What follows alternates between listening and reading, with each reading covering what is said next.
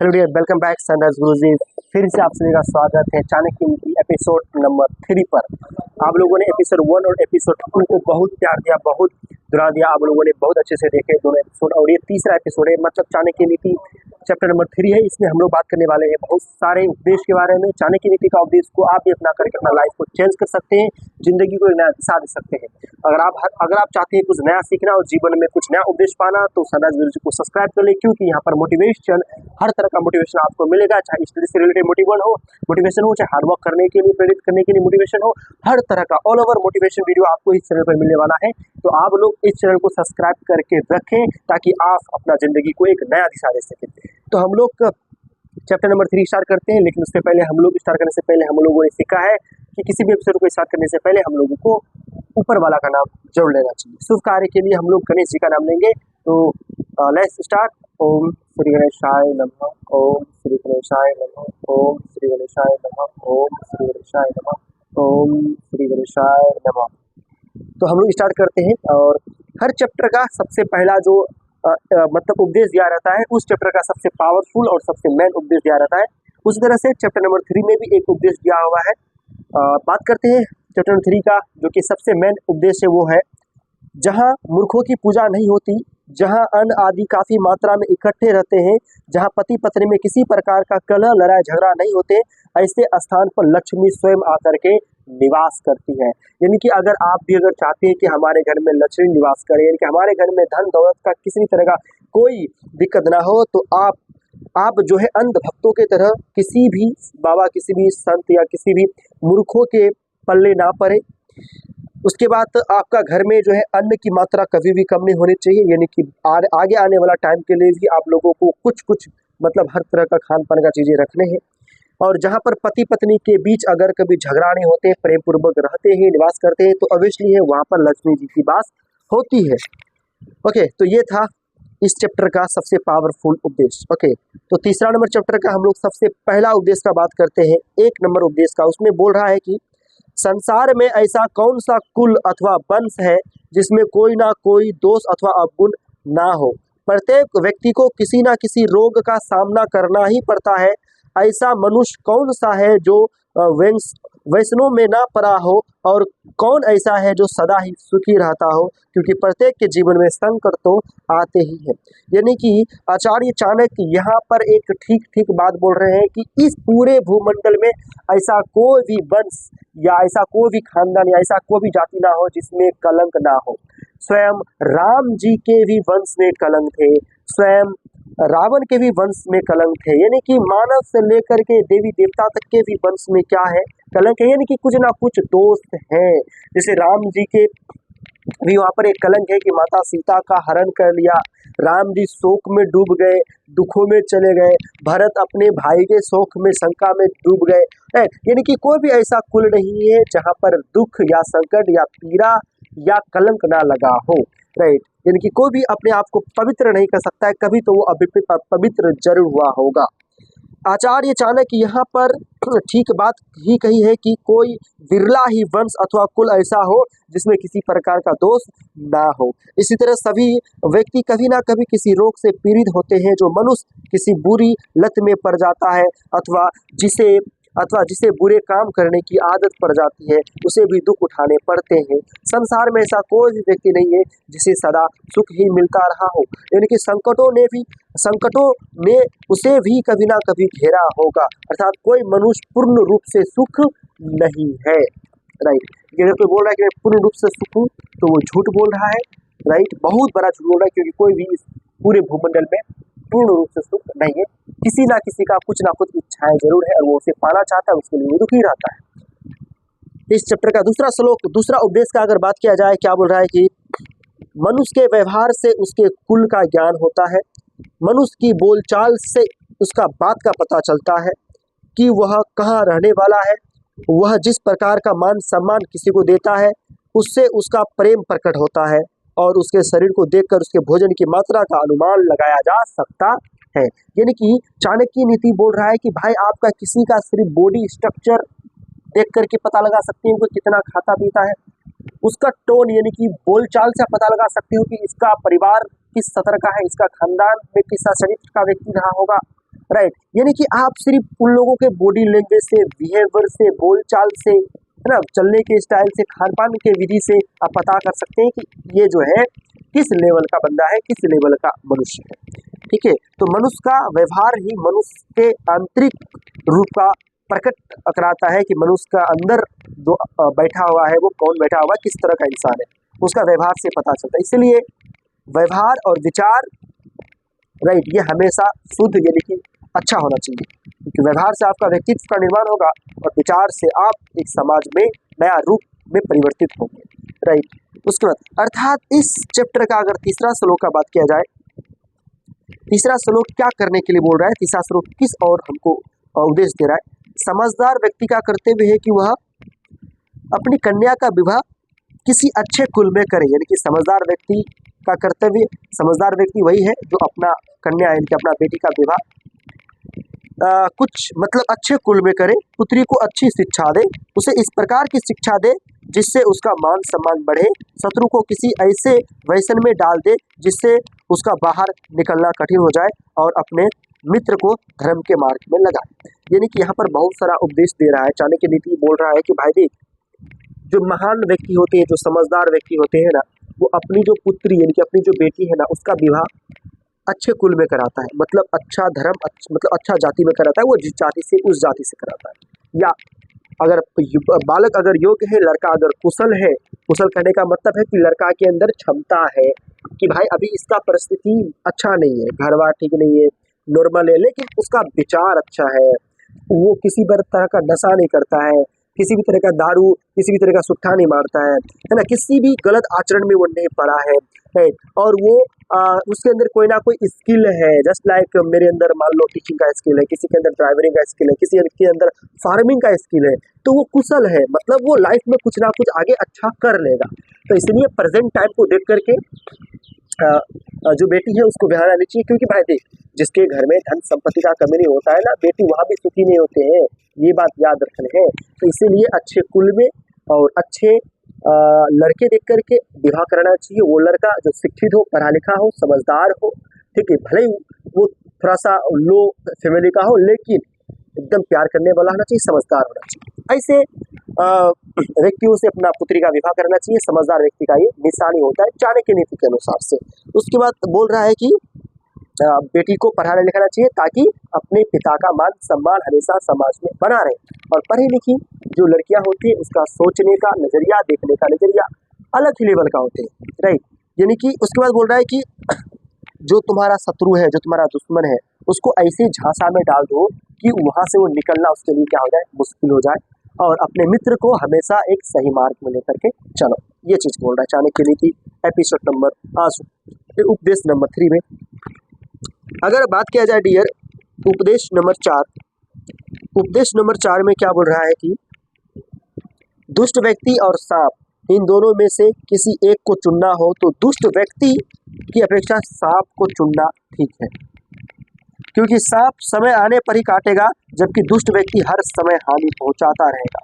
चाणक्य नीति स्पष्ट रूप से बोल रहा है कि देख, अगर तुमको दुष्ट इंसान, दुष्ट मतलब ऐसा इंसान जो तुम्हारे पीठ पीछे हमेशा बुरा करता है, जो तुम्हें हमेशा हानि पहुंचाने का सोचता है, जो तुम्हारा हमेशा नुकसान पहुंचता है, वो सोचता है कि इसका जिंदगी खत्म हो जाए, तसने हो जाए, इसकी जिंदगी में सिर्फ दुखी दुख आए, संकट ही संकट आए, ऐसा इंसान दुष्ट इंसान है। और सांप, इन दोनों में से अगर आपको एक को चुनना हो तो आप सांप को चुनना पसंद करो, क्योंकि सांप एक बार ही काट करके आपको थोड़ा कष्ट देगा, मर जाओगे।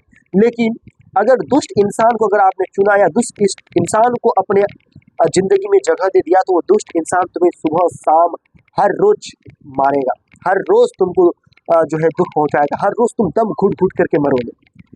तो दुष्ट इंसान और सांप को चुनना हो तो सांप को चुनो, ना कि दुष्ट इंसान को चुनो। और दुष्ट इंसान अगर आपके फ्रेंड सर्कल में, आपके फैमिली में, आपके खानदान में, आपके अड़ोस पड़ोस में है, तो उससे हमेशा दूरी बना करके रखो, जितना जल्दी हो सके उसको अपना जिंदगी से निकाल सको, राइट। ये बात याद रखना है, राइट। 5वां नंबर श्लोक बोल रहा है, राजा लोग कुलीन व्यक्तियों को अपने पास इसलिए रखते हैं कि वे राजा की उन्नति के समय उसका ऐश्वर्य समाप्त हो जाने पर तथा विपत्ति के समय भी उसे नहीं छोड़ते। यानी कि जितने भी राजा लोग होते थे, वो राजा लोग जो है अपने अधीन में या अपने मंत्रिमंडल में अपने सिपाही के रूप में कुलीन व्यक्ति को रखते थे। कुलीन व्यक्ति मतलब कुल का मतलब कि उसका कुल में ये विधान है कि अगर वो किसी के अंडर में काम कर रहा है तो वो जान दे सकता है उसके लिए, उसका हर कठिनाई में वो साथ दे, ऐसा व्यक्ति को बोलते हैं कुलीन व्यक्ति। तो यहाँ हम लोगों को भी वैसा करना है कि हम लोगों को भी उस रिश्तेदार से लगाव रखना है या उस रिश्तेदार के यहाँ जाना है जो हमारे हर समय हर विपत्ति में साथ खड़ा है, या मुझे उससे मित्रता रखना है, उससे अपना दोस्त बनाना है, उससे अपना सखा बनाना है, जो हमारा हर परिस्थिति में, हर स्थिति में, हर दुखों में साथ खड़ा है। तो स्पष्ट रूप से आप ये क्लियर कर लें, उन व्यक्तियों को ही अपने जीवन में प्रवेश दें, एंट्री दें, जो व्यक्ति आपके लिए हेल्पफुल हो, आपका मदद करे और आप भी उसका समय रहते मदद करें, क्योंकि ये संसार में आप मदद करके ही कुछ कर सकते हैं। और एक चीज़ में हमेशा विजुलाइज करता हूँ यार, मैं जब ब्रह्मांड के बारे में सोचता हूँ ना कि ब्रह्मांड इतना बड़ा है और उस ब्रह्मांड के सामने हमारा जो पृथ्वी है ना, एक चावल के दाने से भी एक तिनका सा है, और उस तिनका के अंदर हम लोग इतने सारे इंसान हैं और सारा उस तिनका के बराबर उस ब्रह्मांड के कंपटीशन में रह करके हम लोग अपने आप में घमंड करते हैं कि यार मैं तेरे से कम नहीं हूँ, तू इतना औकात का नहीं है, तेरा क्या औकात है, तो ये नहीं हो रहे भाई। यार तू सोच कि इतना बड़ा ब्रह्मांड में साला तो एक तिनका सा जगह में रहता है, तेरे इतना घमंड है। हाँ? तेरे जैसे 36 आए, तेरे जैसे 36 गए, तेरे जैसे 50 मर गए, मिट गए। अगर जीवन में सुख शांति और प्यार ना है ना यार, तो जहर खरीद के ना मर जाओ, लेकिन जीना मत मारो। तो जी करके फिर कोई फायदा नहीं है ना। अगर तुमको कहीं पर सुकून नहीं मिल रहा है, अगर तुमको कहीं पर प्यार नहीं मिल रहा है, अगर तुमको कहीं पर इज्जत नहीं मिल रहा है, मान सम्मान नहीं मिल रहा है, तो तुम जी करके भी क्या करोगे? वो तो मृत्यु के समान है ऐसा जिंदगी। और मैं कहता हूँ कि जितना हो सके ना अपना जिंदगी को ना सिंपल रखो। सिंपल मतलब बहुत सिंपल रखो भाई। तू 50 मंजिल बिल्डिंग बना ले, तू 500 बीघा जमीन खरीद ले, तू गाड़ी खरीद ले, बंगला खरीद ले, कुछ भी खरीद ले, 1% भी तू साला ऊपर नहीं लेके जाएगा। तू सिर्फ एक चीज लेके जाएगा, अपना व्यक्तित्व लेके जाएगा, अपना अच्छाई को लेकर के जाएगा, अपना नाम को लेकर के जाएगा, अपना सम्मान को लेकर के तुम जाएगा ऊपर। और अगर तुम समय रहते हुए अगर तुम भगवान का ध्यान कर रहे हो, भगवान पे हर चीज समर्पित कर रहे हो, ऊपर वाला पर विश्वास कर रहे हो, भजन कीर्तन कर रहे हो, लोगों का भलाई कर रहे हो, मदद कर रहे हो, भाई यही तुम्हारे साथ हो जाएगा, कुछ भी नहीं जाएगा। अगर तुम अमीर हो, अगर तुम्हारे पास पैसा है ना, तो मदद कर दिया करो। समझ रहे बात? मान लो अगर कोई बूढ़ा बुजुर्ग कोई दुकान खोल के बैठे हुए है, अगर उसका सामान ना बिक रहा है तो भाई तू जा उसके दुकान में, तू कुछ खरीद। बाबा ये 10 रुपए का ये दे दीजिए, वो 10 रुपए का दिया, तुम उसको 100 रुपए दो कि बाबा मेरी तरफ से ये 100 रुपए रखो, आज मैं बहुत खुश हूँ इसलिए मैं मतलब आपको दे रहा हूँ। समझ रहे? उसको इतना खुशी होगा, वो खुशी के मारे ना तुमको भर भर के आशीर्वाद देगा और वो तुम्हारे साथ जाएगा। तो जब भी कोई असहाय मध्यम लाचार व्यक्ति, ठीक है, दुखी व्यक्ति अगर आपको मिल जाए ना, उसका जितना हो सके ना दिल खोल के मदद करो, अगर तुम्हारे में क्षमता है तो। नहीं तो फिर ये पैसा कोठी बंगला भर करके रखने का सलाह कोई फायदा नहीं है जिंदगी का। ठीक है, सुकून मिलता है जब किसी का मदद करते हैं, और मेरा उद्देश्य, मेरा लक्ष्य मदद करना लोगों का है। मैं सलाह में जितना भी कमाऊंगा ना यार, मैं 50% मदद करूंगा, मैं 70% मदद कर दूंगा, सिर्फ मैं अपने लिए जीने के लिए रखूंगा, बाकी मैं ना हेल्प करने में लगाऊंगा इंसान का। और अभी हमारे गांव वाले या अभी हमारे आसपास के जो भी हैं वो मतलब कह रहा है कि ये क्या करेगा भाई, अगर सच में अगर सक्सेसफुल हो गए ना, सच में अगर मैं कुछ लाइफ में करा क्या ना यार, साला गाँव वालों को ना मैं इतना ऊंचा स्थान पे लेके जाऊंगा ना। मैं खुद अकेला संघर्ष कर रहा हूँ, लेकिन मैं इस संघर्ष का पूरे गाँव वालों को ये टाइटल दूंगा कि भाई मेरा गाँव सबसे अच्छा है, मैं गाँव में अच्छा पोजीशन में हूँ, मैं गाँव को सुधारूंगा, गाँव में अपनी तरफ से गाँव में मतलब माताओं के लिए अनाथ आश्रम भी खोल दूंगा, मंदिरें बना दूंगा। मतलब हमारे गांव में अगर किसी बहन का शादी हो रहा है तो अगर उसमें अगर शादी में अगर प्रॉब्लम बहुत पैसों का तो मैं पैसे लुटा दूंगा यार। मतलब इतना मेरे अंदर इतना हेल्प करने का जिज्ञासा है ना, मैं मदद करना चाहता हूँ, लेकिन इसके लिए जो होना चाहिए वो अभी नहीं है। होगा तो मैं जरूर करूंगा नहीं मतलब डेफिनेटली करूंगा, और वो होगा मेरे पास एक ना एक दिन जरूर होगा। तो हेल्पफुल पर्सन बनो इंसान में, राइट? ओके, सॉरी ज़्यादा हो गया। अगर हम लोग बात करें अब तक हम लोगों ने बात किया है उपदेश नंबर 4। अब हम लोग बात करते हैं उपदेश नंबर 5 में भी हम लोगों ने बात कर लिया। उपदेश नंबर 6 पर बात करते हैं। क्या बोल रहा है? बोल रहा है कि समुद्र भी प्रलय की स्थिति में अपनी मर्यादा का उल्लंघन कर देते हैं और किनारों को लांघकर सारे प्रदेश में फैल जाते हैं, परंतु सज्जन व्यक्ति प्रलय के समान भयंकर विपत्ति और कष्ट आने पर भी अपनी सीमा में ही रहते हैं, अपनी मर्यादा नहीं छोड़ते हैं। यानी कि सज्जन व्यक्ति, जैसे कि इसका सबसे बड़ा एग्जाम्पल ले सकते हैं राम जी। वो एक सज्जन व्यक्ति थे, सज्जन पुरुष थे, महापुरुष थे। सज्जन व्यक्ति इसे कहते हैं जो अपना मर्यादा का उल्लंघन नहीं करता है। सज्जन व्यक्ति को ये पता होता है कि अगर ये गलत है तो गलत है, मैं मर जाऊंगा लेकिन मैं गलत ही बोलूंगा, राइट। अगर कुछ सही है तो ये सही है, मैं मर जाऊंगा लेकिन इसको मैं झूठ नहीं बोलूंगा, ये सही है तो सही है, राइट। तो सज्जन व्यक्ति जो है हर परिस्थिति को, यानी कि सज्जन व्यक्ति वो है जो हर कठिनाइयों को, हर तकलीफ को, हर परिस्थिति को, हर आंधी तूफान को चीर करके आगे बढ़े, राइट। सज्जन व्यक्ति वो है जो कायरों की तरह पीठ पीछे करके भागे ना, सज्जन व्यक्ति वो है। तो आपको भी एक सज्जन व्यक्ति बनना है। अगर आप कोई नया कदम उठाए हैं जिंदगी में, तो जब तक आगे आप उस तक ना पहुंच जाए, जब तक आपको सफलता ना मिल जाए, तब तक आपको रुकना नहीं है, ना झुकना है। सज्जन व्यक्ति बनना है लाइफ में, राइट। तो सज्जन व्यक्ति वही है जो समुद्र की प्रलय की स्थिति में अपनी मर्यादा का उल्लंघन कर देते हैं और किनारों को लांघ कर प्रदेश में फैल जाते हैं, राइट। यानी कि कठिनाइयों को, दुखों को, तकलीफ को, इन सबको लांघ करके, चीर करके, फाड़ करके आगे बढ़ता है, वो होता है सज्जन।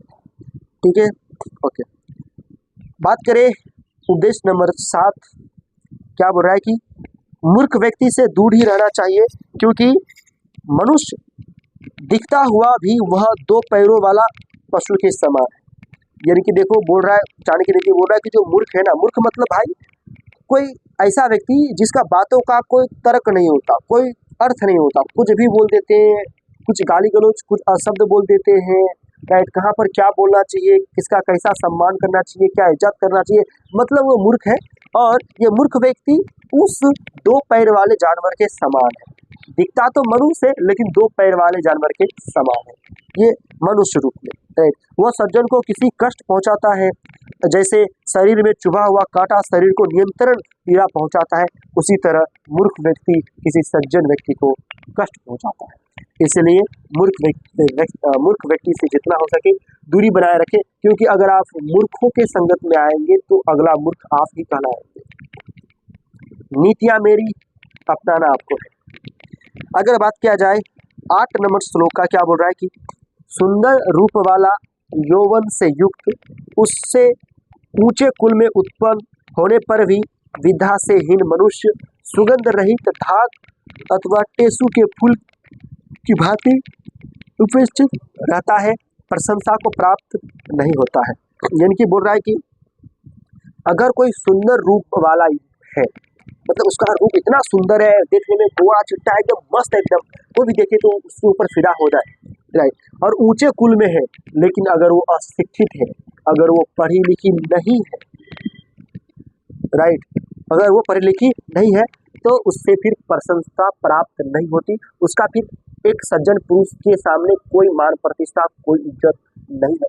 तो सुंदर होने से या ऊंचे जाति में पैदा हो जाने से कोई महापुरुष नहीं हो जाता, कोई मतलब क्या बोलता है उसको, स्वर्ग की जो है अप्सराएं नहीं हो जाती सुंदरता होने से। अगर आप अज्ञानी हैं, अगर आपके अंदर ज्ञान नहीं है, अगर आपके अंदर शिक्षा नहीं है, तो आप सुंदर होकर के भी क्रूप है, आप ऊंचे कुल में जन्म लेकर के भी मूर्ख है। इसलिए शिक्षित होना जरूरी है। कम खाना, 1-2 टाइम, लेकिन बच्चों को पढ़ाना, कुछ संघर्ष कर लेना, खुद भी पढ़ना, और कभी पढ़ना मत छोड़ना। जब तक जिंदा रहो तब तक किताबें पढ़ते रहो, क्योंकि किताबों को पढ़ने से ही तुम कुछ नया जिंदगी में सीखोगे। जैसे कि मैं दिन रात किताबों के बीच रहता हूँ, किताबें पढ़ता हूँ, किताबों से दोस्ती करता हूँ, किताबों से बातें करता हूँ, किताबों से मेरा लगाव हो गया। अगर मैं किताबों से एक दिन दूर रहूँ तो अंदर बेचैनी सा आ जाता है, तरफ सा आ जाता है कि मेरे से कोई जुदा है, मेरे को चाहिए वो, ठीक है। तो मैं कहीं भी जाता हूँ किताबें साथ में लेकर के जाता हूँ, कहीं भी मैं किसी रिश्तेदार के यहाँ चले गया, बैग में किताबें भर लेता हूँ, लेके जाता हूँ, कहीं ट्रेवल में चले गया भाई किताबें लेके जाता हूँ, कहीं भी मैं पढ़ता हूँ, किताबों से मैं बातें करता हूँ, क्योंकि किताबों को मैं सब चीज़ मानता हूँ। किताब मेरे लिए दोस्त है, किताब मेरे लिए प्यार है, किताब मेरे लिए सब चीज़ है। किताब जिंदगी भर मेरे साथ रहेगा, जब तक मैं रहूँगा तब तक किताबों में ही अपना टाइम इन्वेस्ट करूँगा। और किताबों के साथ टाइम इन्वेस्ट करने का मतलब है कि मैं तब तक सीखूंगा जब तक मैं आई लव यू बुक्स, यानी कि मैं इसलिए आप लोगों की बोलता हूँ भाई किताबें पढ़ो, किताबें मंगाओ, पढ़ो। अगर आप लोगों को भी एक से एक बुक पढ़ना है तो आप लोग कमेंट करो किस टॉपिक का बुक आप लोग को चाहिए, मैं आपको नाम सजेशन करूंगा कि आप इस टॉपिक का बुक एक बार जरूर पढ़ो। एक बुक मैंने जो सबसे पहला बुक पढ़ा सफलता का 24 अध्याय, जो कि सोनू सर का बुक है, आप यहाँ करके पढ़ सकते हैं। उस सबसे पहला बुक मैंने लाइफ में वो पढ़ा पूरा, ठीक है। उसके बाद मैं दूसरा बुक संपूर्ण चाणक्य नीति पढ़ रहा हूँ और इसका ही एपिसोड आपके सामने दे रहा हूँ। ओके, अगर बात किया जाए 9 नंबर श्लोक का या उपदेश का, चैप्टर नंबर 3 का 9 नंबर उपदेश क्या बोल रहा है कि कोयल का सौंदर्य उसके स्वर में है, उसकी मीठी आवाज में है, स्त्रियों का सौंदर्य उसका पतिव्रता में है, कुरूप लोगों का सौंदर्य उसके विद्यावान होने में है और तपस्वियों का सुंदरता उसके क्षमावान होने में है।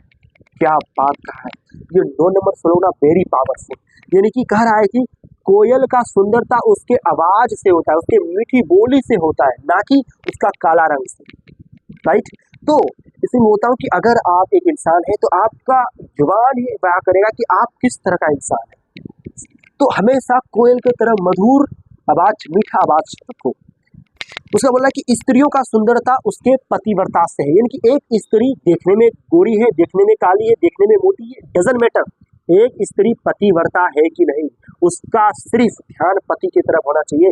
वो सिर्फ पति के लिए समर्पित है, ना कि वो अपने पति के अलावा किसी पराये मर्द पर नजर लगाए, राइट। यानी कि सिर्फ अपने पति का कहा मानेगा, उसका पति जो बोलेगा वो करेगा, अपना पति के लिए हर चीज वो करेगा और किसी पराये मर्द के लिए कुछ भी नहीं सोचेगा, गलत आचरण किसी के प्रति नहीं रखेगा। वो होता है पतिव्रता स्त्री। पतिव्रता स्त्री मतलब पति का सेवा करने वाला, पति का हर बात को मानने वाला, ठीक है। तो पतिव्रता स्त्री होना जरूरी है, ना कि रंग रूप से सुंदरता होना जरूरी है। यानी कि स्त्रियों का सुंदरता पतिव्रता होने पर है। उसके बाद जो कुरूप लोग होते हैं उसका सुंदरता विद्यावान होने पर है। यानी कि जो कुरूप लोग होते हैं मतलब शकल से बदसूरत, फॉर एग्जाम्पल अष्टावक्र, जिसका शरीर में कुब्ज निकला हुआ, हड्डी टेढ़ा, पाँव टेढ़ा, मतलब पूरा बॉडी ही टेढ़ा टेढ़ा टाइप का, ठीक है। इधर से हाथ फ्रैक्चर है, हाथ टेढ़ा है, ठीक है, शकल ऐसे मुरझा हुआ है, कुछ निकाला हुआ है, लेकिन वो कितना बड़ा विद्वान था। वो अपना शकल के बल पर पूरे विश्व में प्रसिद्ध नहीं हुआ है, बल्कि वो अपने ज्ञानवान होने के बल पर प्रसिद्ध हुआ है। इसलिए आपका सूरत मैटर नहीं करता है, बल्कि आप कितना विद्वान है वो मैटर करता है। इसलिए विद्वान, मूर्ख या कुरूप लोगों का सुंदरता होता है, ओके। और तपस्वियों का सुंदरता उसका क्षमावान पर है। यानी कि एक ऋषि, एक महर्षि का सुंदरता उसके क्षमा करने पर है, कि कोई ऋषि अगर है तो वो कितना बार क्षमा कर सकता है। तो ये होते हैं 9 नंबर श्लोक। हमको ये 9 नंबर श्लोक बताने का प्रयास करता है कि असल सुंदरता क्या है, ठीक है। तो असल सुंदरता क्या है आप लोगों को पता चल गया, ओके। अगर हम लोग बात करें 10 नंबर श्लोक का, क्या बोल रहा है, यदि एक व्यक्ति का त्याग करने से कुल की रक्षा होती है, उन्नति होती है, सुख शांति मिलती है, तो उस एक व्यक्ति को छोड़ देना चाहिए, उसका त्याग कर देना चाहिए। ग्राम के हित के लिए कुल को छोड़ देना चाहिए। यदि एक गांव को छोड़ने से पूरे जिले का कल्याण हो तो उस गांव को छोड़ देना चाहिए। अगर एक जिला के, एक देश के लिए, अगर पूरे देश के लिए एक जिला का, अगर पूरे देश के लिए एक जिला को अगर छोड़ना पड़े तो भी छोड़ देना चाहिए। आत्मा की उन्नति के लिए अगर सारा भूमंडल त्याग देना पड़े तो त्याग देना चाहिए। यानी कि यहाँ पर बोल रहा है कि असली सुख के लिए अगर छोटे मोटे चीज त्याग देना पड़े, अगर बड़ा उपदेश के लिए छोटा उपदेश को छोड़ना पड़े तो छोड़ देना चाहिए इंसान को। यहाँ पर बोल रहा है कि मान लो कि मान लो किसी का अगर 100 पुत्र है, अगर बोल रहा है, अगर मान लो किसी का 100 पुत्र है, बोल रहा है कि देख ये बेटा अगर तुम्हारा अगर ना रहे तो सभी बेटाओं का भला होगा, तो उस बेटा को खत्म कर देना चाहिए, उस पुत्र को त्याग देना चाहिए, राइट। अगर बोल रहा है कि अगर एक गांव के लिए, एक जिला का अगर उन्नति हो रहा है तो एक गांव को छोड़ देना चाहिए, राइट। यानी कि आप बड़ा खुशी के लिए अगर छोटा मोटा खुशी छोड़ना पड़े तो छोड़ दो, बड़ा सपना के लिए छोटा मोटा सपना अगर तोड़ना पड़े तो तोड़ दो, राइट। तो यहाँ पर चाणक्य नीति 10 नंबर उपदेश में हमको बोल रहे हैं कि छोटे स्वार्थों के त्याग की संकेत करता है ये श्लोक, है ना। इस दृष्टि से सो भी सर्वश्रेष्ठ है। अर्थात यदि व्यक्ति अपनी उन्नति के लिए किसी चीज को बाधा समझता है कि मेरा काम में, मेरा सक्सेस में ये रुकावट आ रहा है, तो उसको छोड़ देना चाहिए, चाहे वो कितनों बड़ा रहे या कितनों छोटा रहे। अगर मान लो कि आपका सक्सेस या आपका कार्य में अगर लड़की बाधा आ रहा है, तो भाई छोड़ दो, जाने दो, ठीक है। आपका काम में अगर दूसरा कार्य बाधा आ रहा है, तो उस काम को खत्म करो, क्लियर, राइट, ओके। अगर बात किया जाए 11 नंबर उपदेश का, तो क्या बोल रहा है कि उद्योग अर्थात पुरुषार्थ करने वाला व्यक्ति दरिद्र नहीं हो सकता, प्रभु का नाम जपने से मनुष्य पाप में लिप्त नहीं होता, मौन रहने पर लड़ाई झगड़ा नहीं होते, तथा जो व्यक्ति जागता रहता है अर्थात सतर्क रहता है, उसे किसी प्रकार का भय नहीं होता। यानी कि यहाँ पर बोल रहा है कि जो व्यक्ति नियंत्रण परिश्रम करते हैं, मतलब नियंत्रण मेहनत करते हैं, उनकी गरीबी खुद ही दूर हो जाते हैं। परिश्रम करके भाग्य को भी वश में किया जा सकता है। इसलिए जिंदगी में हमेशा मेहनत करते रहो। चार लोग क्या बोल रहे हैं, सर झुका मेहनत कर लो, पड़ोसी क्या सोच रहे हैं, खुद में सोचो, मेहनत करो सर झुका करके। जो व्यक्ति सदैव प्रभु का स्मरण करता रहता है, अपने हृदय में उसे हमेशा विद्वान समझता है, वह पाप कर्म में लिप्त नहीं होता है, पापों से दूर रहता है। श्लोक के दूसरे भाग में कहा गया है कि मौन रहने से लड़ाई झगड़ा नहीं होता, राइट। इसलिए बोलते हैं ना कि जैसे घर में अगर कलेश होता है, मान लो अगर सास अगर कुछ 2-4 बात बोल दी, तो वो अगर बहू भी अगर रिटर्न में अगर कुछ बोला, तो जाहिर सी बात है कि वहाँ झगड़ा होगा। तो दोनों में से किसी को तो चुप रहना होगा, क्योंकि अगर आप चुप रहेंगे, मौन रहेंगे, तो वो कितनों भी बोलेगा, कोई असर नहीं होगा, झगड़ा का कोई कारण ही नहीं बन सकता। जैसे भिक्षुक होते हैं ना, जो बुद्ध धर्म के भिक्षुक होते हैं, उसे कितने बड़े बड़े ताने सुनाए जाते हैं, कितने बड़े बड़े बात बोले जाते हैं कि ये है ऐसे वैसे, राइट, लेकिन भिक्षुक मौन रहते और मुस्कुराते। तो मौन जितना रहोगे उतना झगड़ा का समाधान होगा, इसलिए हमेशा एक को मौन रहना आवश्यक है। अगर बात किया जाए 12 नंबर श्लोक का, क्या बोल रहा है कि अत्यंत रूपवती होने के कारण ही सीता का अपहरण हुआ, अधिक अभिमान करने पर रावण मारा गया, अत्यंत दान देने के कारण ही राजा बलि सब कुछ खत्म करना पड़ा और कष्ट उठाना पड़ा। इसलिए किसी भी कार्य में अति नहीं करना चाहिए। यानी कि ये वाला श्लोक बहुत डेंजर है और बोल रहा है कि देख, दुनिया में हर कार्य का कोई लिमिट होता है, कोई भी कार्य में अति नहीं होना चाहिए। इंसान को कोई भी कार्य को हद से ज्यादा नहीं करना चाहिए। यानी कि अगर सीता का अगर हरण हुआ है, तो उसका ज्यादा रूपवती होने के कारण हुआ है। अगर रावण अगर मारा गया है, तो अधिक घमंड होने के कारण, अधिक अभिमान होने के कारण मारा गया है। अभिमान जरूरी है, लेकिन उतना अभिमान जरूरी नहीं है जितना होना चाहिए। रूपवती होना जरूरी है, लेकिन उतना भी रूपवती होना जरूरी नहीं है कि 50 लोगों का दृष्टि आप पर जाए। अगर आप अपने रूप पर घमंड कर रहे हैं, तो एक बार ये सोचना कि आपका रूप को देख करके हजारों लड़के कमेंट करेंगे और इतने गंदे गंदे विचार उसके मन में आएंगे आपके प्रति, आप कल्पना भी नहीं कर सकते हो। और आपको लगते है कि मैं तो रूपवती हूँ, मुझे तो अच्छे मिलेंगे, मुझे तो ये मिलेंगे, वो मुझे घंटा कुछ नहीं मिलेगा। अपने रूप पर घमंड कर रहे हो, घमंड चूर हो जाएगा, ठीक। इसलिए रूपवती होने पर ज्यादा इतराओ मत, गुणवती होने पर इतराओ, गुण डेवलप करो अपने अंदर। रूप क्या है, रूप तो रंग है जी, काला पीला रंग है जी, रूप पर घमंड कर रहे हो पुष्पराज, सॉरी, ओके। अगर बात किया जाए श्लोक नंबर 12 हो गया, उसका 13 का अगर बात किया जाए तो श्लोक नंबर 12 बताया है कोई भी चीज हद से ज्यादा नहीं करने का, ओके। 13 नंबर श्लोक में आ जाते हैं, क्या बोला कि समर्थ अथवा शक्तिशाली लोगों के लिए कोई भी कार्य कठिन नहीं होता, व्यापारियों के लिए भी कोई स्थान दूर नहीं होता, पढ़े लिखे विद्वान के लिए, व्यक्तियों के लिए कोई भी स्थान विदेश नहीं होता, इसी प्रकार जो मधुर भाषी है उसके लिए कोई पराया नहीं होता। खतरनाक श्लोक है जी। बोल रहा है अगर कोई व्यक्ति अपने आप में सामर्थ्यशील है, अगर आप अपने आप में शक्तिशाली है, तो उसके लिए कोई भी काम कठिन नहीं है, यूं कर देगा उस काम को, राइट। अगर मान लो कोई व्यक्ति व्यापारी है, तो उसके लिए कितना दूर जाना पड़ेगा सामान बेचने के लिए, कितना नजदीक है सामान बेचने के लिए मार्केट, उसके लिए कोई मैटर नहीं करता। मतलब अगर वो बिजनेसमैन है, तो दुनिया का किसी भी कोना में जाकर के वो अपना सामान को बेच देगा। उसी प्रकार अगर कोई विद्वान है, अगर कोई पढ़ा लिखा है, तो दुनिया का किसी भी कोना में कहीं भी वो अपना साम्राज्य खड़ा कर देगा। इसलिए लला पढ़े लिखे व्यक्तियों पर संदेह नहीं करना चाहिए, क्योंकि पढ़े लिखे व्यक्तियों के लिए एक मार्ग नहीं, हजारों मार्ग खुले हुए हैं। वो जहां पर जाएगा तहलका ही मचाएगा, राइट। जस्ट लाइक अगर टीचिंग फील्ड को छोड़ दूँ तो मैं किसी भी फील्ड में जा करके अपना करियर सेट कर सकता हूँ, किसी भी फील्ड में अपना तांडव कर सकता हूँ। इसलिए जो विद्वान, जो पढ़े लिखे व्यक्ति होते हैं उसको हल्के में नहीं लेना, क्योंकि उसके लिए हजारों रास्ते खुले हुए हैं, किसी भी क्षेत्र में जा करके वो अपना साम्राज्य खड़ा कर सकता है। राइट, समय लगेगा लेकिन साम्राज्य खड़ा जरूर होगा। इसी प्रकार जो मधुरभाषी होते हैं, यानी कि जो मीठा वचन बोलने वाले व्यक्ति होते हैं, इसके लिए कोई भी पराया नहीं होता, सब अपना होता है, सबको वो गले मिलाता है, क्योंकि मधुर आवाज, मीठी आवाजों से ही व्यक्तियों का असलियत का पता चलता है कि व्यक्ति के अंदर क्या है। अगर बात किया जाए डियर श्लोक नंबर 14 का या उपदेश नंबर 14 का, बोल रहा है कि जिस प्रकार सुगंधित फूलों से लदा हुआ एक वृक्ष सारे जंगल को सुगंधित कर देते हैं, उसी प्रकार सुपुत्र सारे वंश में शोभा बढ़ाती है। मतलब ये 14 नंबर श्लोक बोलता है कि जिस प्रकार एक फूल का बगान में, एक बगीचे में एक फूल का पौधा फूलों से लदी हुई होते हैं और वो फूल सुगंध करके पूरे बगान को महका देता है, एक फूल का पौधा पूरे बगान को महका देता है, उसी प्रकार एक खानदान में एक लड़का पूरा खानदान को नाम को टॉप में लेके जा सकता है। और मैं वो लड़का जरूर बनूंगा, मैं वो जरूर बनूंगा जो अपना खानदान का नाम वो सबसे ऊपर लेके जाऊँ, जरूर बनूंगा। 110% स्टाम्प पेपर पर लिखूंगा, टाइम लगेगा लेकिन क्रेज अपना जरूर बनाऊंगा। यानी कि खानदान का नाम को आगे ले जाने के लिए, खानदान का शोभा बढ़ाने के लिए सिर्फ एक सुपुत्र की आवश्यकता होती है, और इसका उल्टा भी होता है, खानदान का नाम को मिट्टी में मिलाने के लिए एक कुपुत्र ही काफी है। कुपुत्र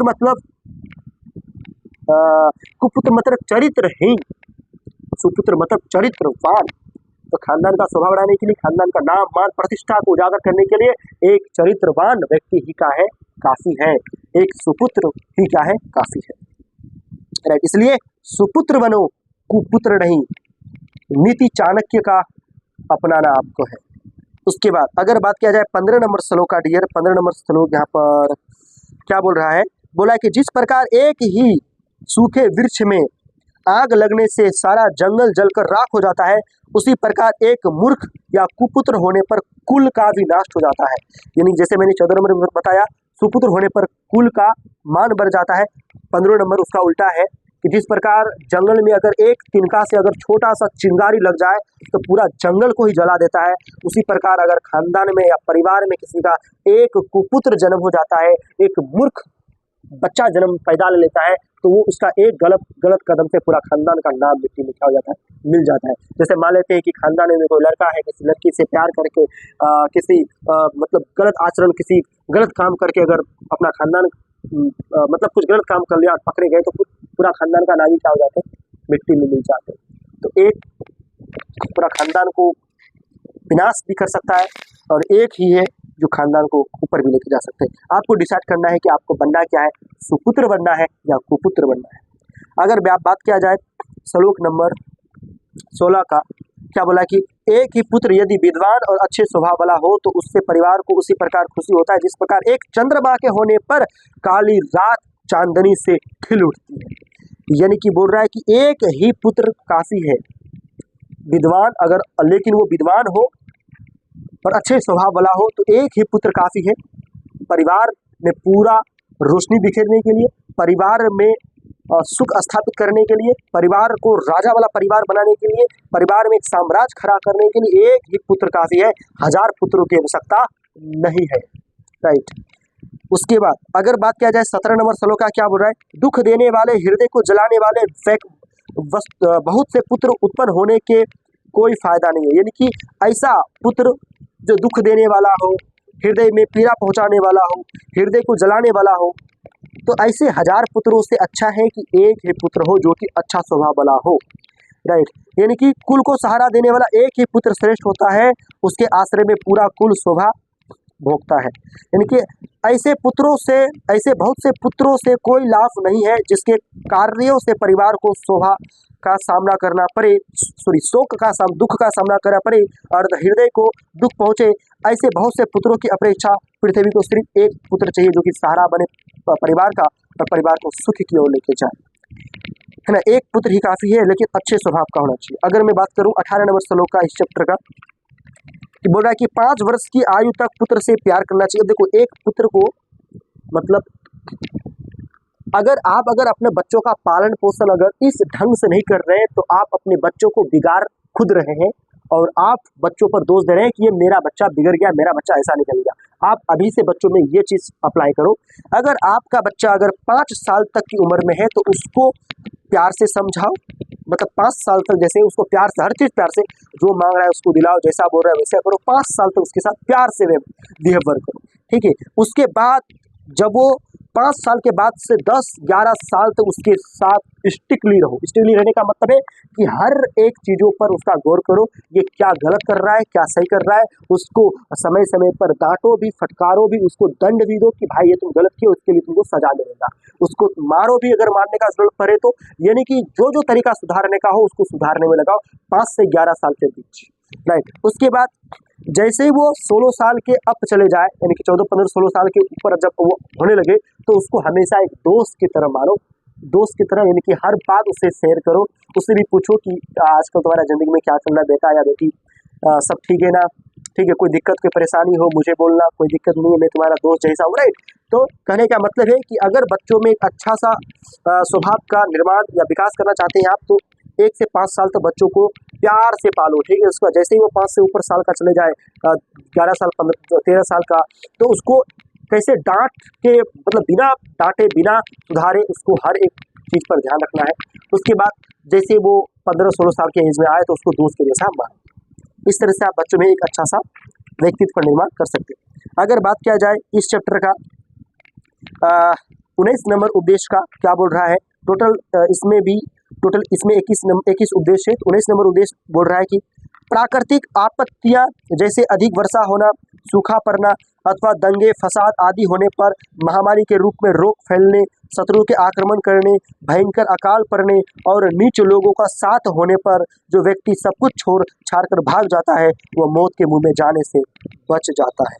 यानी कि कहने का मतलब है कि जैसे प्राकृतिक आपत्तियां आती हैं, प्राकृतिक आपत्तियां मतलब कभी बाढ़ आ गया, कभी सुखाड़ आ गया, कभी खूब आंधी तूफान वर्षा आ गया, कभी भयंकर अकाल पड़ गया, तो कभी जो नीच व्यक्ति है, इन सब चीज़ों को छोड़ छाड़ के जो व्यक्ति भाग जाता है वो व्यक्ति मौत के मुंह में जाने से क्या हो जाते, बच जाते, राइट। यानी कि कभी भी इन सब चीज़ों से दुश्मनी नहीं मोड़ना चाहिए, राइट। इनकी भावार्थ, इसका अर्थ है कि जहाँ दंगे फसाद हो उस जगह को कभी नहीं, उस जगह में कभी नहीं जाना चाहिए। व्यक्ति को उस जगह से हमेशा दूर रहना चाहिए। यदि किसी शत्रु ने हमला कर दिया तो हमेशा दूरी बनाए रखो, हमेशा सतर्क हो जाओ, अगला बार फिर वो हमला कर सकता है, राइट। अगर अकाल पड़ जाए या दुष्ट लोग के अधिक संपर्क में अगर आ रहे हो तो दूरी बना लो, ठीक है। यानी कि ये सब मौत के बराबर का एकदम कष्ट पहुंचाने वाले होते हैं, ओके। अगर बात किया जाए 20 नंबर श्लोक का, क्या बोल रहा है कि जिस व्यक्ति के पास धर्म, अर्थ, काम और मोक्ष आदि इन 4 पुरुषार्थों में से कोई भी पुरुषार्थ नहीं है वह बार बार मनुष्य योनि में जन्म लेकर केवल मरता ही रहता है। यानी कि अगर आपके पास ये 4 पुरुषार्थ नहीं है, धर्म मतलब अगर आपके पास धर्म नहीं है, धर्म करने का मतलब है भाई देख, तो किसी भी धर्म में अगर जन्म लिया है उस धर्म का कुछ विधि विधान है ना, तो उस विधि विधान से अगर आप अपने जीवन यापन कर रहे हैं मतलब आपके अंदर धर्म है। जैसे सनातन धर्म में भाई मांस मछली वर्जित है, खाना ही नहीं है, लेकिन फिर भी कोई खा रहा है, मतलब उसके अंदर धर्म नहीं है। वो मान रहा है कि मैं पूजा कर रहा हूँ, वो मान रहा है कि मैं देवी देवताओं का आह्वान कर रहा हूँ, लेकिन सलाह उसके अंदर धर्म नहीं है, क्योंकि उसका धर्म ने उसको उपदेश दिया है कि तू नहीं खाएगा, लेकिन फिर भी खा रहा है, मतलब उसके अंदर धर्म नहीं है, ठीक है। तो अपने आप को धार्मिक बोलना बंद करो, क्योंकि तुम्हारे अंदर धार्मिक नहीं है, क्योंकि तुम्हारा जो धर्म उपदेश दे रहा है उसको तुम पालन ही नहीं कर रहे, राइट। उसके बाद हमारा धर्म उपदेश देता है कि भाई वेदों का अध्ययन करो, अपने धार्मिक किताबों को पढ़ो, लेकिन नहीं पढ़ रहे हैं, अपने आप को धार्मिक मत बोलो, तुम्हारे अंदर धर्म नहीं, ठीक। दूसरा अर्थ सबके पास होते हैं, अर्थ मतलब पैसा सबके पास होते हैं, लेकिन कौन सा अर्थ जो ईमानदारी से कमाया गया पैसा होता है वो अर्थ। अगर आप किसी का बेईमानी करके पैसा रख रहे हैं तो फिर वो अर्थ नहीं है, ठीक है। ईमानदारी का पैसा किसी का रखना भी नहीं है और बेईमानी का पैसा कमाना भी, ठीक है। काम मतलब अगर आप जीवन यापन करने के लिए कोई भी काम नहीं कर रहे हैं, या कुछ अच्छाई नहीं कर रहे हैं तो फिर आप काम नहीं कर रहे हैं। अच्छाई किसी के लिए करना ही क्या होता है, काम होता है। तो जितना हो सके लोगों के लिए भलाई करो, लोगों का अच्छाई करो, मदद करो, ये होता है असली काम। और मोक्ष होता है मुक्ति, और मुक्ति पाने के लिए एक ही साधन है। साधन यह है कि आप जितना ज़्यादा हो सके त्यागो, छोड़ो। जितना ज़्यादा छोड़ोगे उतना ज़्यादा आप मुक्ति की ओर बढ़ोगे। यानी कि अपने बेटाओं से बेटियों से आशा छोड़ दो, राइट। हर चीज़ से आशा तोड़ दो, है ना। कोई बड़े सपने मत पालो, मतलब बड़े सपने पालो। कोई बड़े बड़े चीज़ें ये नहीं है मेरे पास, मुझे तो ये चाहिए था, मुझे मेरे पास ये नहीं। भाई नहीं है तो नहीं है, नहीं है तो नहीं है, दुख में क्यों जा रहे हो, है ना। मोक्ष की प्राप्ति, ठीक है। तो ये 4 पुरुषार्थ है, इनमें से अगर एक भी पुरुषार्थ अगर आप सही ढंग से कर रहे हैं तो आप डेफिनेटली आप एक अच्छे व्यक्ति हैं। लेकिन 4 पुरुषार्थ अगर आप कार्य कर रहे हैं, चारों पुरुषार्थ अगर आप कर रहे हैं, महान व्यक्ति है, राइट। अगर बात किया जाए लास्ट श्लोक चैप्टर नंबर 3 का, लास्ट उपदेश चाणक्य नीति बोल रहा है। और ये उपदेश पहले ही चैप्टर शुरू होने से पहले ही था, कि बोल रहा है कि जहाँ मूर्खों की पूजा नहीं होती है, जहाँ अन्न आदि काफी मात्रा में इकट्ठे रहते हैं, जहाँ पत्नी पत्नियों में किसी प्रकार का लड़ाई झगड़ा नहीं होता है, वहाँ स्वयं लक्ष्मी आकर के निवास करते हैं। और ये उपदेश मैंने इस चैप्टर का सबसे पहला उपदेश ये था। ओके, तो डियर, सबसे बड़ा मैं क्वेश्चन पूछता हूँ, सबसे बड़ा संपत्ति, सबसे बड़ा धन क्या है? संतुष्टि। संतुष्टि ही सबसे बड़ा धन, सबसे बड़ा संपत्ति। अगर आपके अंदर संतुष्टि है तो आपके अंदर सबसे बड़ा धन है, सबसे बड़ा संपत्ति का आप मालिक। संतुष्टि मतलब कि हाँ ठीक है, नहीं है तो कोई बात नहीं, आपके पास है, बधाई हो, मुबारक हो, आप मजे करो, मेरे पास जो है पर्याप्त है, बहुत है, राइट। तो डियर, ये था चाणक्य नीति चैप्टर नंबर 3 का पूरा रिव्यू। आपको ये एपिसोड कैसा लगा होगा कमेंट में जरूर बताना, और ऐसे ही नए नए एपिसोड के लिए इस चैनल को सब्सक्राइब कर लेना। और मोटिवेशन का अगर आप दिन रात मोटिवेशन चाहते हैं तो इस चैनल को सब्सक्राइब कर लेना। मात्र सनराइज गुरुजी ये एक ऐसा चैनल है पूरे यूट्यूब में जहां आपको पूरे दिन में मोटिवेशन करते रहेगा और आपको आपके लक्ष्य की ओर बढ़ाते रहेगा, और अलग अलग किताबों का समरी आपको मिलते रहेगा। बिना किसी टाइम वेस्ट करते हुए इस चैनल को सब्सक्राइब कर लो, बेल आइकन हिट कर लो और दोस्तों के साथ भी शेयर कर लो। मिलते हैं नेक्स्ट वीडियो पर, तब तक के लिए बाय बाय, थैंक यू।